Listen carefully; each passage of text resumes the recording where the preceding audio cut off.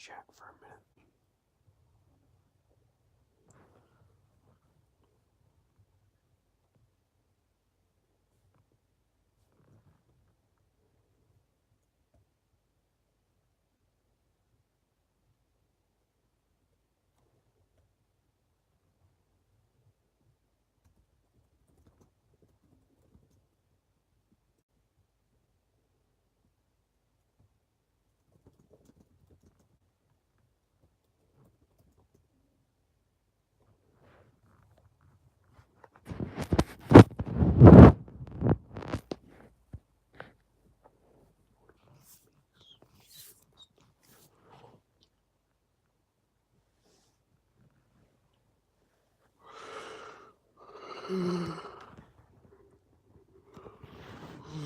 Still some time to go before 30.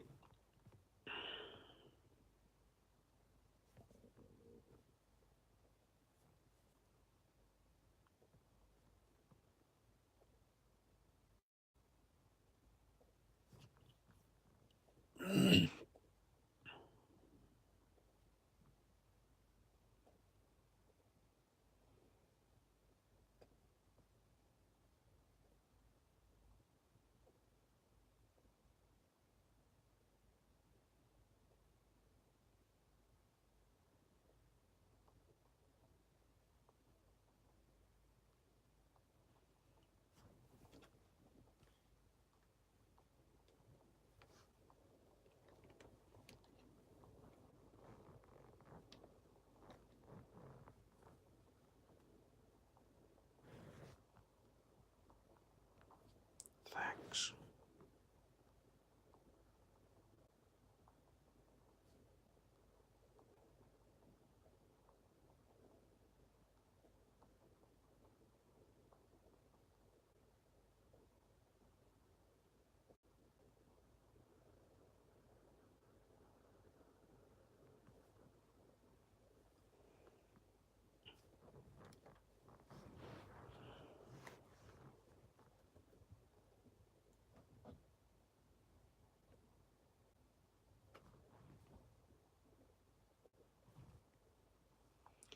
Take your time.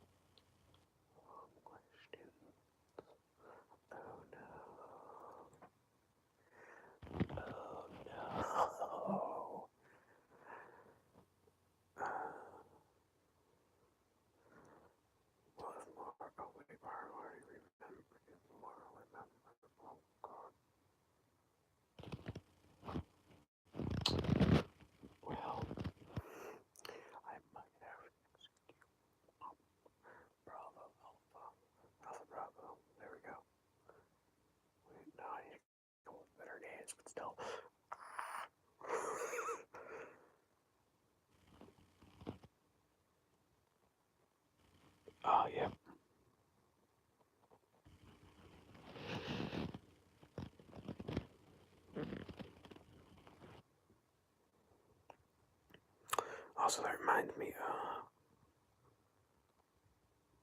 there's a specific date for the Germans that are quite a specific date and time that's specialized for the Germans.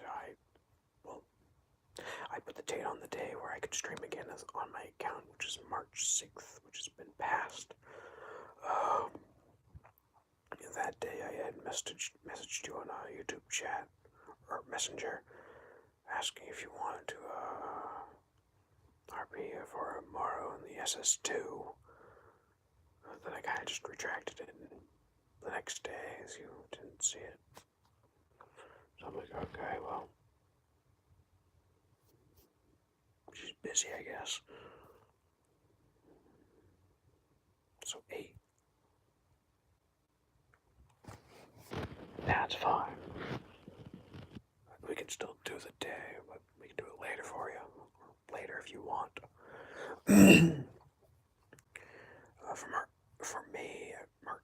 March 6th.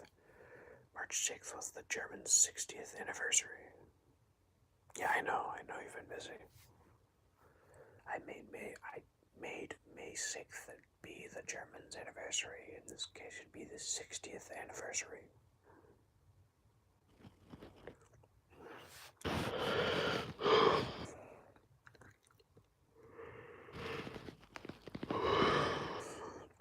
And I am having a major sense of deja vu. Deja vu, never seen this place before.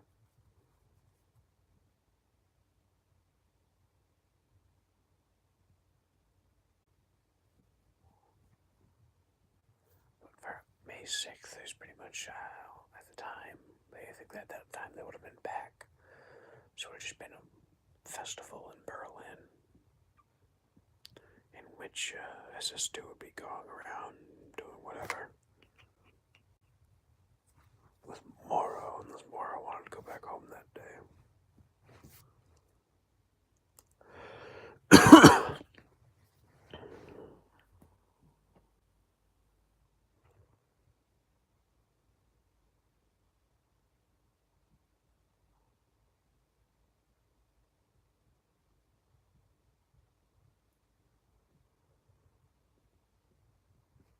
I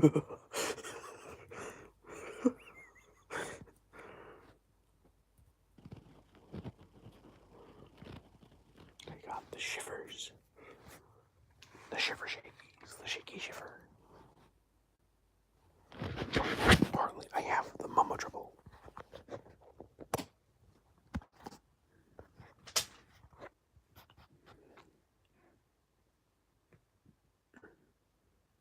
Or what was the sleeping mama trouble?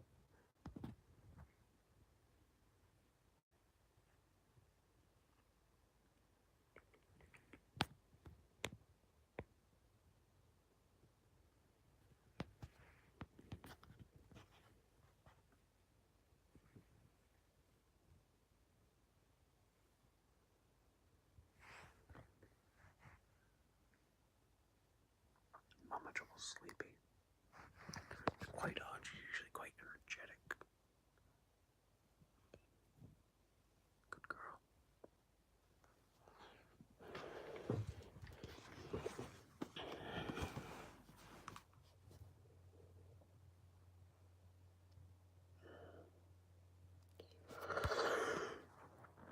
It was 14. My goal is to survive to 130.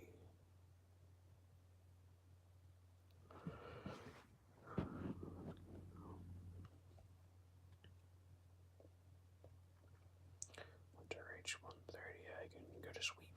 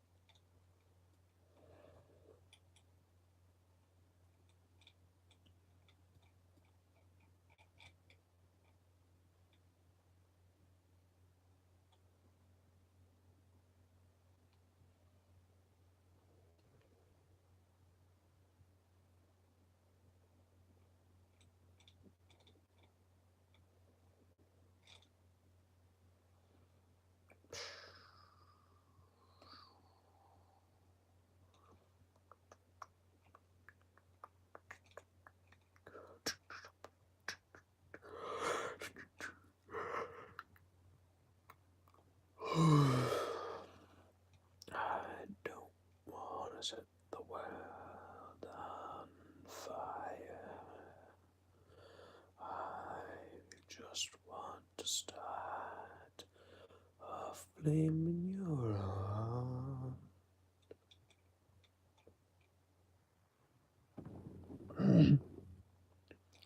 I don't want to set the world on fire. I just want to start a flame in your heart.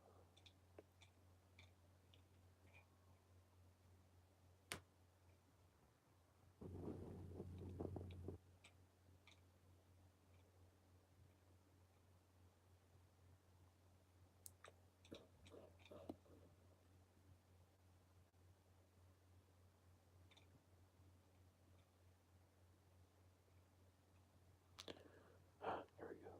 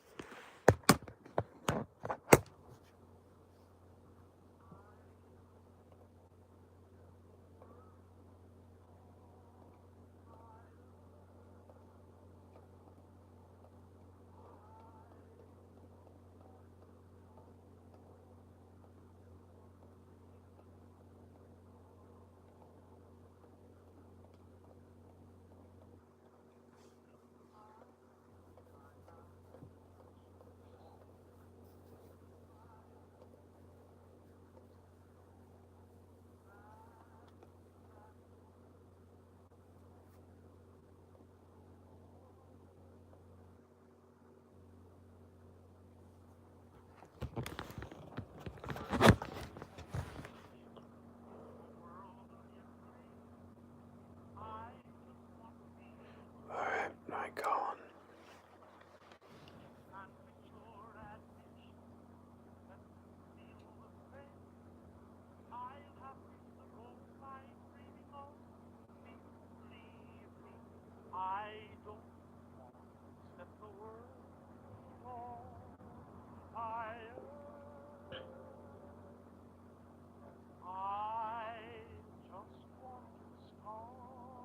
Nope. This is I don't want to start a... Sorry, this is I don't want to set the world on fire. I don't want to set the world on fire, honey. I love you too much. I just want to start. Unless you weren't guessing the song, then I'm sorry. You see, way down inside of me, darling, I have only one desire. And that one desire is you. And I know nobody else ain't gonna do it. I've lost all ambition for worldly acclaim. I just wanna be the one you love. And with your admission that you feel the same, I'll have reached the goal I'm dreaming of. Believe me, I don't want to set the world on fire. I just want to start a flame in your heart.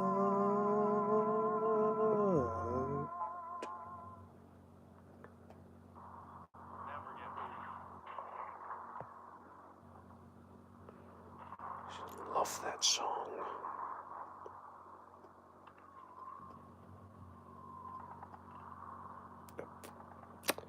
I just exited out of my stream.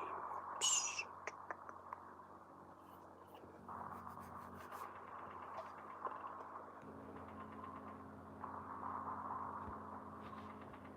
Oh no, put this away. You don't stare at the bright light known as my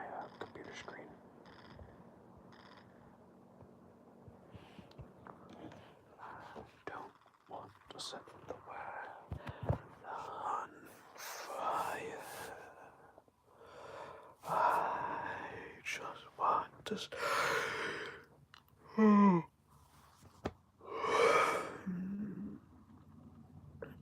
Yes, if you stare into the void long enough, it stares back.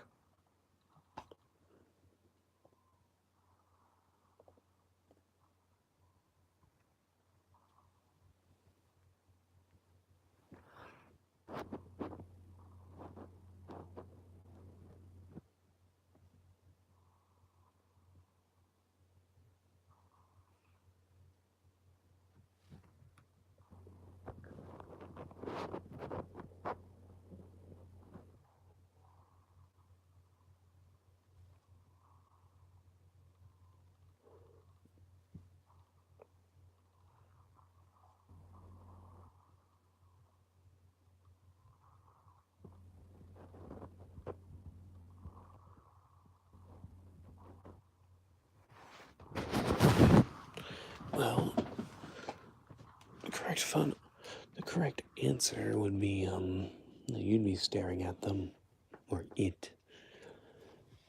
As in the void, there is nothing. There's nothing in the void. So with that logic, it can't look back at you. You're just staring at an empty space with nothing in it. Which to most people is tempting to go into, but usually when they do that, they end up going insane. They either going insane, lost, or a few kill themselves.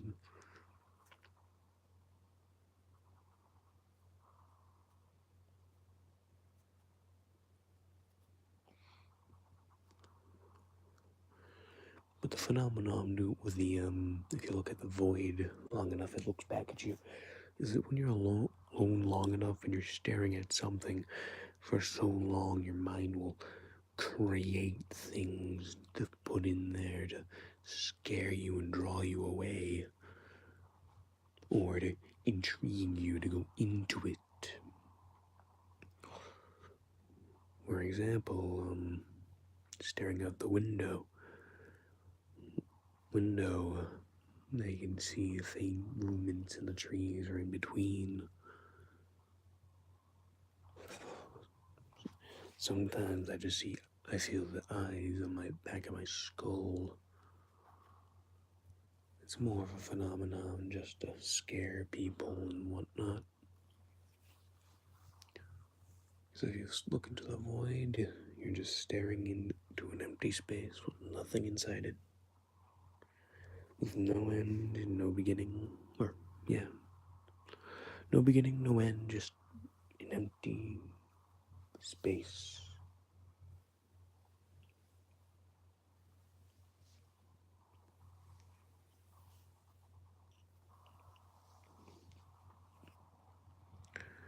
Well, I guess you can say some philosophers say that the void is always looking back at you, but that would be, or at least for me, that would be, your back of your mind, creating things.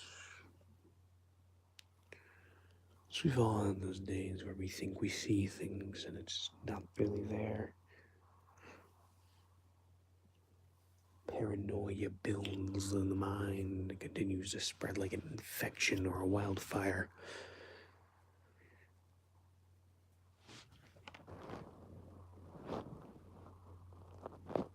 I'm terrified of my window now.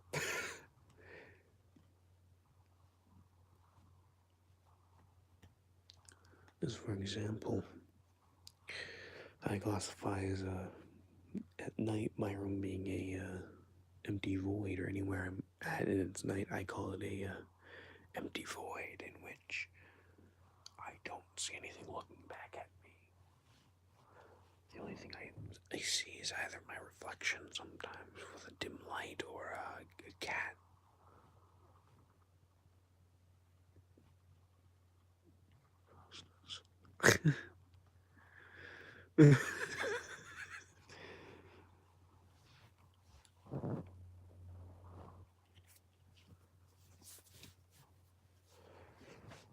Sure, Let's scare myself today.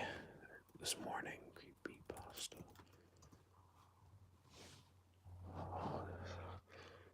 Oh, this is nerve-wracking in the back of my mind. It is 1 in the morning. It's 1:20. It is pitch fucking black out here. There's nothing around me. This is fucking terrifying. Oh.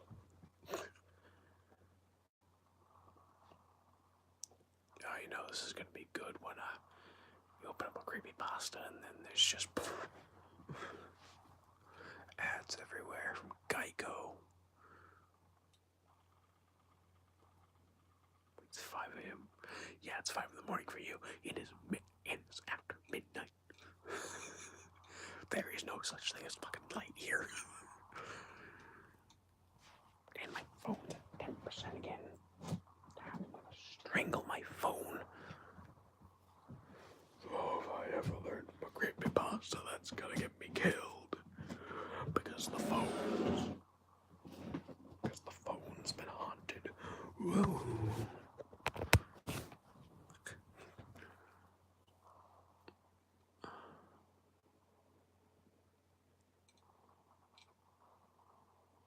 Portal in the woods. And my chest hurts right now. Oh, this is not good.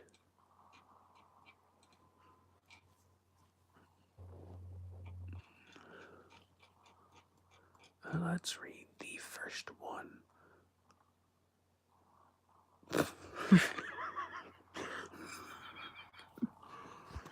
first creepypasta. My sister brought home a clown. Spoopy.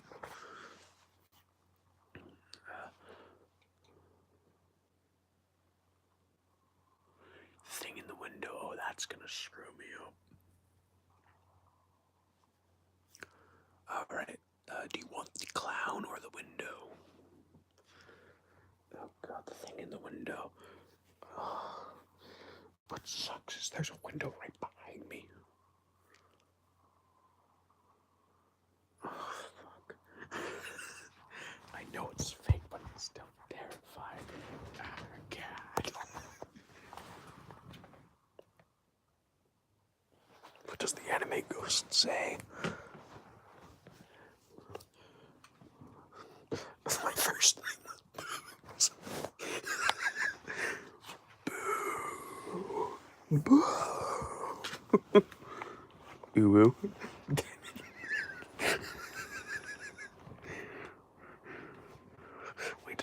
Wait, no, that's what a perverted ghost says. Wait, that means I'm a perverted. No.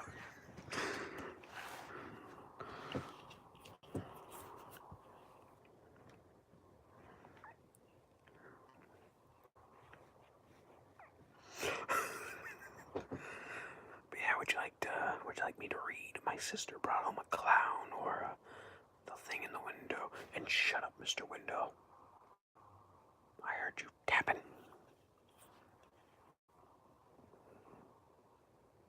Or is that my pillow? Either one. Either way, there's nothing stopping the thing from the window. Window. Okay. There's a window right behind me. Window right there. So yeah, that should be nice. There's also one over there, which I can't really show. Mm-hmm. You gotta love advertising. Advertising.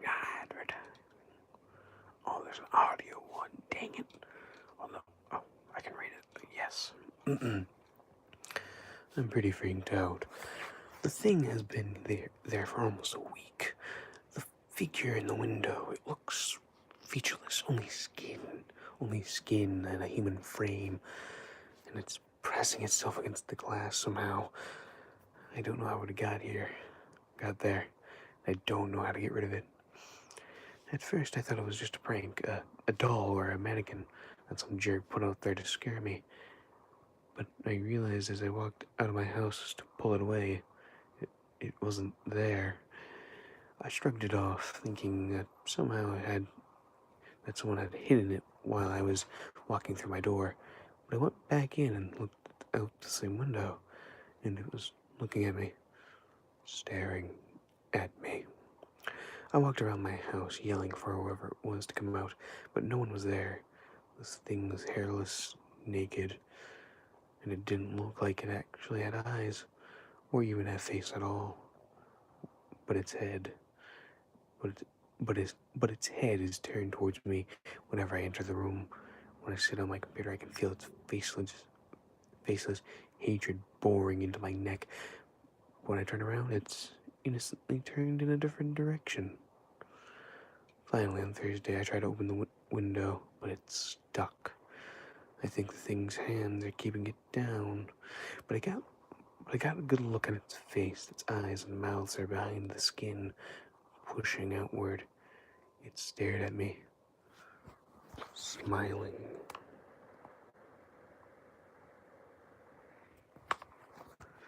I pulled back the fur. I pulled back a fist and smashed it onto the glass, determined once and for all to get rid of this glaring monster. I know I'm not. I know I'm strong enough. The glass should have cracked, but it didn't. It shattered under my hand, but it didn't break. That smile just got wider and wider and wider until I thought its head would break in half. It raised it raised its own hand. It bashed the window with its palm. It was mocking me. But I saw the faintest crack begin to appear where it had hit, and I backed away. No way did I want that smile in the same room as me. So I got a roll of duct tape and I started covering the window. I couldn't directly look at it. I couldn't look directly at it. I nearly shit my pants just knowing it was watching me. But I couldn't help it. I took a quick glance at the skin-covered face, a small peek. Yep. It was angry. The menacing grin was now a gaping frown full of teeth. The skin had ripped away from its mouth, and I could see down its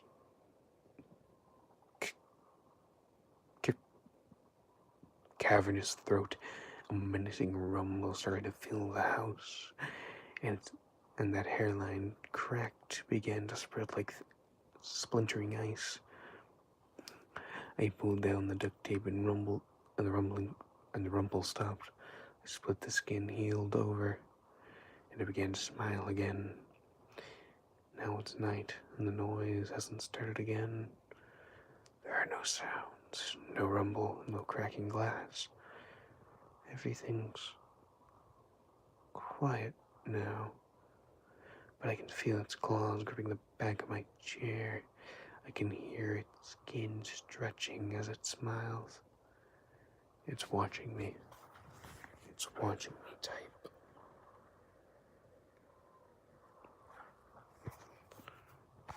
And once again, there's a window right behind me.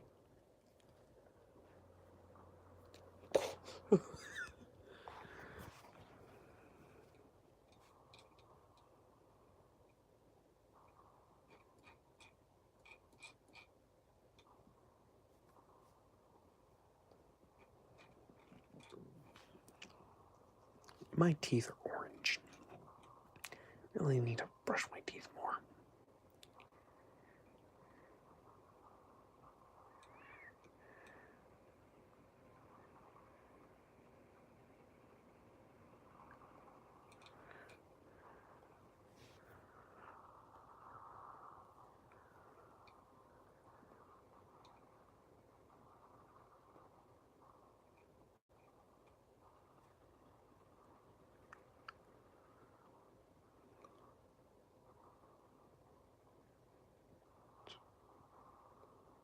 Yeah.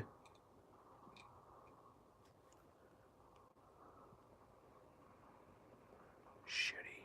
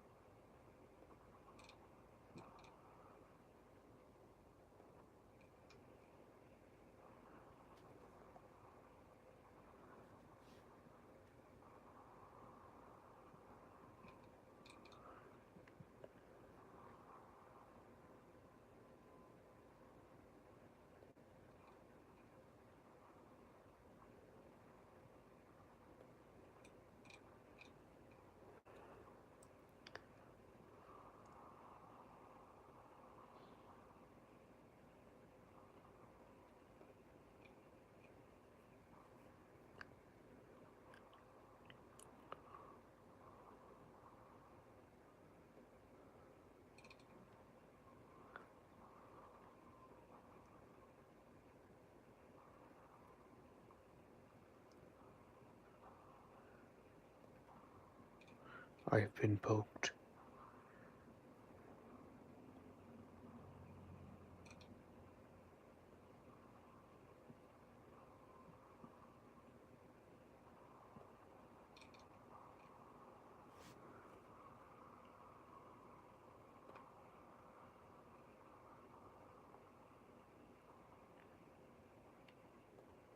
Tank, obviously.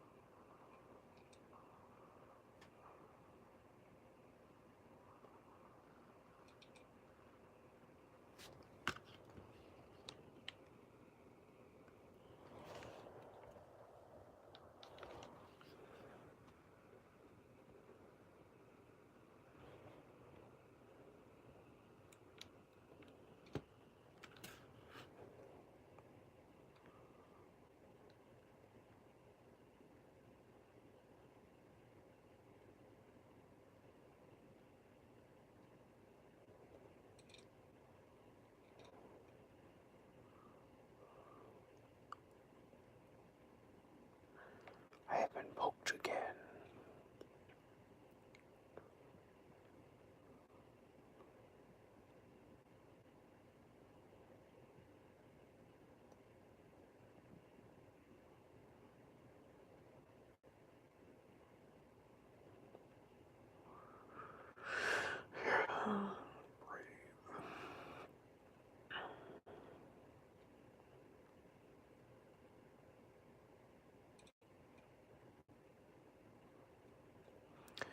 Oh, and would you like me to read another one? Hey, if I was in World War II, I'd be a general. Which I doubt greatly. But yeah. Do you guys want me to read another one?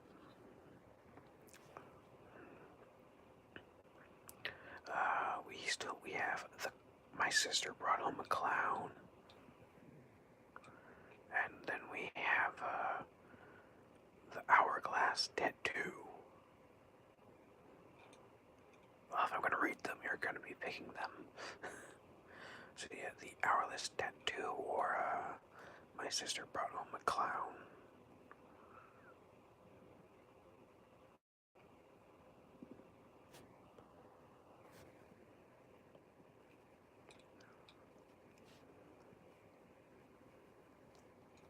One for clown.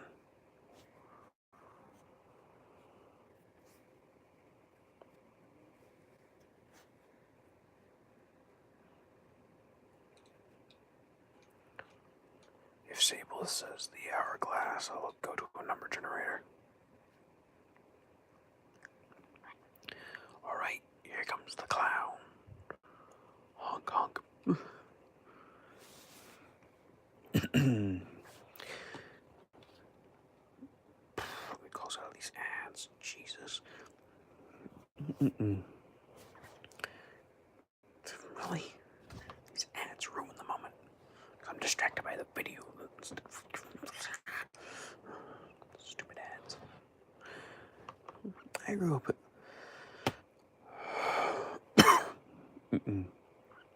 I grew up with a healthy fear of clowns. I'd say I could have been because of Stephen King. Could have been because of John Wayne Gacy. Could have just been because they're fucking creep looking. My family has never let me live it down, so it shouldn't have been much been a surprise to me when I walked into our house one day to see a 7-foot animatronic clown peering at me from the corner of the living room. The sign hung around its neck that read, "Free hugs." I felt my eyebrows scrunched together in disgust as I walked off to bed. It was too late for me to be dealing with this. The following morning, I was startled awake by a high-pitched, crazed laughter. For a moment, I felt my legs seize up before remembering, I walked into the room to see my 18-year-old sister Lily stepping on a little pad connected to the clown and giggling along with it as it reached its robotic arms out to pretend to grab her. She noticed me and giggled even harder. "I got him at the Halloween store."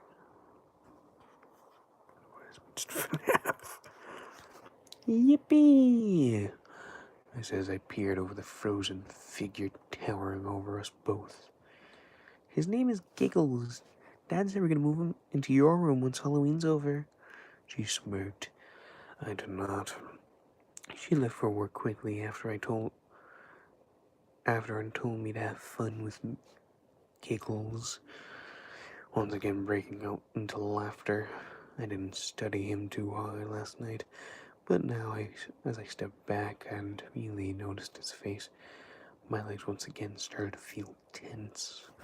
His eyes were yellow, almost cat-like, with purple diamond makeup surrounding them, a goofy white smile permanently painted on, a wild purple hair to match his purple and bloodied outfit he had on, a fake deck of cards resting in his pocket. Other than his eyes, his face looked weirdly human. Usually animatronics you see in a haunted house and Halloween stores just resemble giant, kinda creepy dolls. But Giggles looks like he walked straight out of a freak show and into my home. I chalked it up to the advancement in technology and went back to bed. I dreamed of Giggles snapping my spine, my body a broken, mangled mess. His smile still frozen. I woke up to laughter once again. This time I sighed. Was this going to be a new routine? Mom was in the living room reading on the couch. I sat down next to her and without looking said, "This stupid thing has gone off on its own twice since I got out here."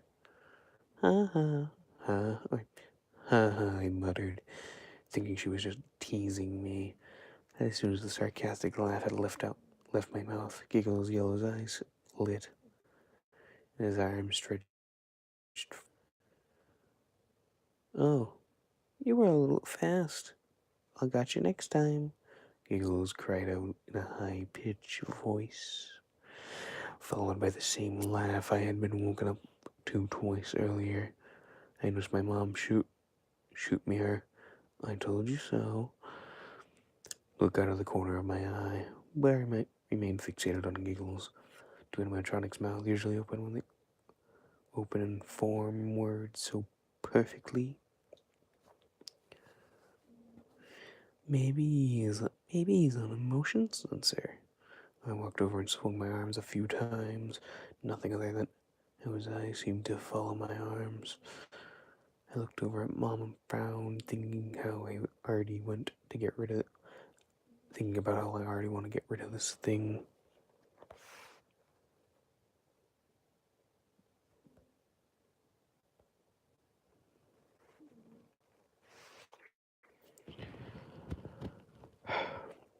No, Lily bought that pad thing, so she didn't need to turn the sensor on. I was still skeptical, or maybe I just wanted Mom to be wrong. I reached behind Giggles to look at the wires connected to him, and saw she wasn't.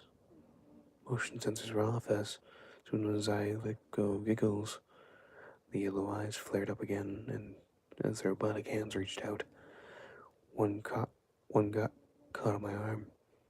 Then I felt a light squeezing the cloud, yelled, "Come a little closer. I've got games and hugs." I gasped and jumped back as he gleefully laughed and went back to his normal stance. I stood there feeling as if stealing as stiff as Giggles was, till I heard my mom laugh. "You never did like clowns, huh?" I glared at her and started back towards my room. I heard Giggles laugh as I closed my door. Ever since Giggles moved into my living room,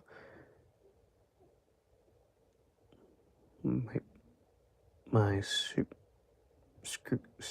circadian rhythm seems to be the only thing that had been waking me up. This time it wasn't laughter, it was my dog.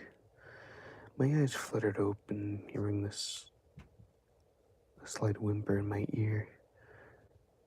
My 110 LBST Bernard was staring back at me, her weapon of the tail whipping my legs with every wag. "What you doing, bub?" Charity usually only sleeps in Mom's room, but anytime she hears something that scares her, it's my bed she ends up in. This particular night, the sound happened to be thunder, as lightning broke through the heavy clouds and briefly brightened up my room, patted her head. Thunder cracked, and when my room was lit up this time, I noticed something in my mirror. I grabbed the flashlight on the nightshade and squinted my eyes, and just noticed a reflection. Twists. It's my face in horror, written on the wall behind my bed in purple letters. "Come a little closer."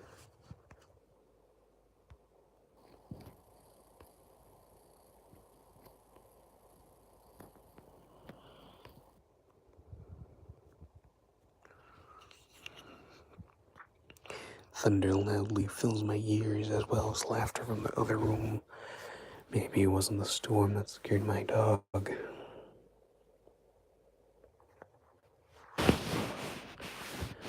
The next few days came and went. There were small things happening, only I seemed to notice. One morning I noticed Giggle's white gloves were splattered with what looked like dried blood.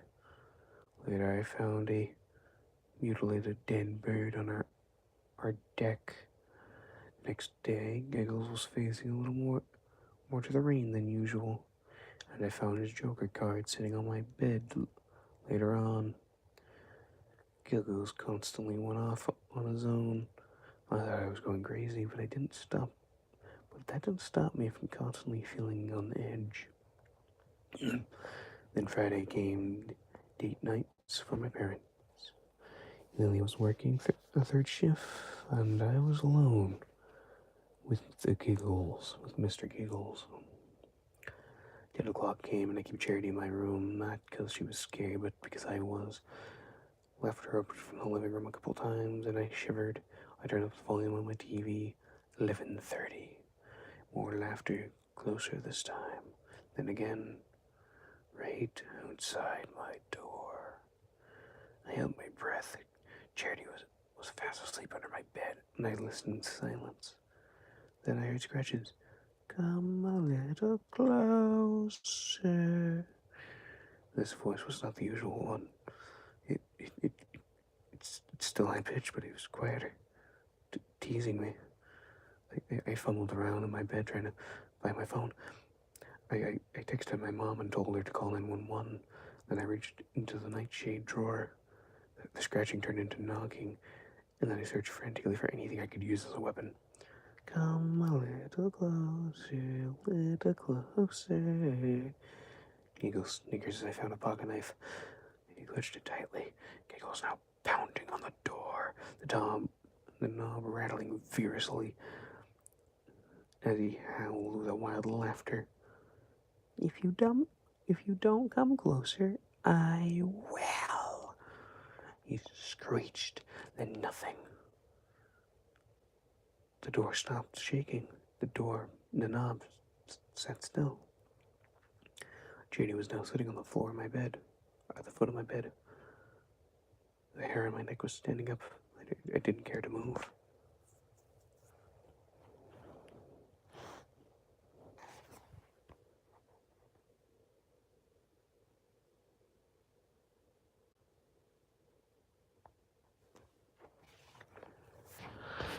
Suddenly, the door broke off its hinges, collapsing loudly against my floor.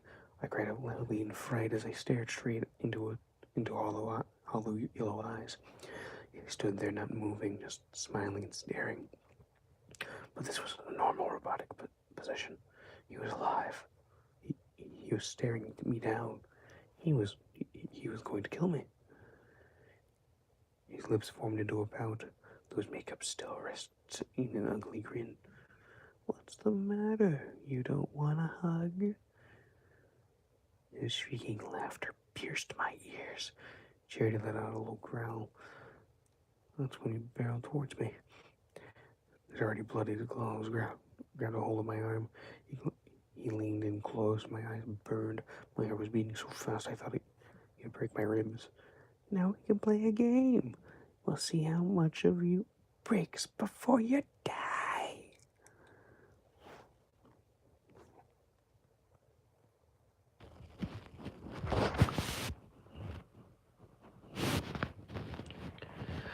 I heard it before. I felt it.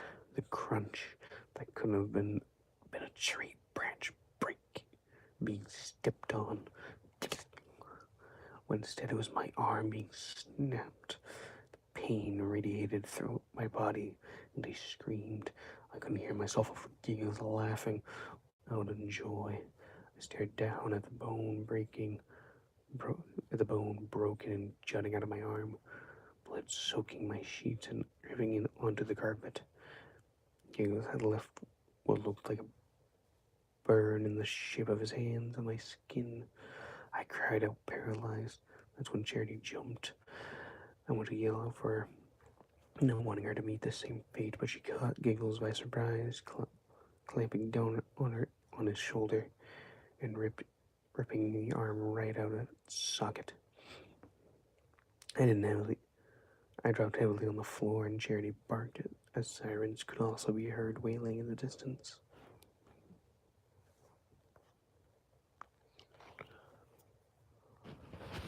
Giggles started towards Charity, then stopped and looked at me instead. His mouth curled into a horrible smile, and he said, "Don't worry, I'll keep close. We can finish this game soon." He ran out of the room, and I saw blue and red flashes coming outside my window a few minutes later. Giggles was never found. The police probably thought it was crazy. My family too. But no one ever said anything. After all, how could you explain the burn marks on my arm, broken bone, my dog refusing to leave my side, the robot's lifeless arm beside her? Charity sleeps by me every night. Night now, and no one has brought a clown into the house since. Which is weird sometimes. Which is weird because sometimes I do hear one giggling.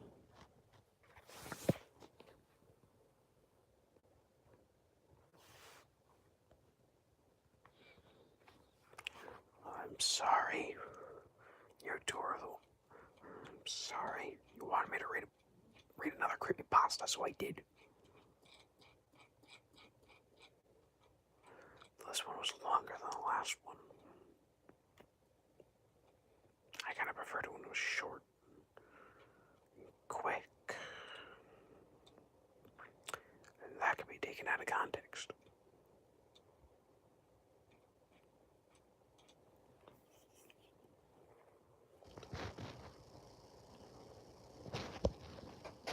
The second I need to go to sleep, it is almost 2 in the morning. So I can read some more creepypastas tomorrow. But for now, I'm going to sleep.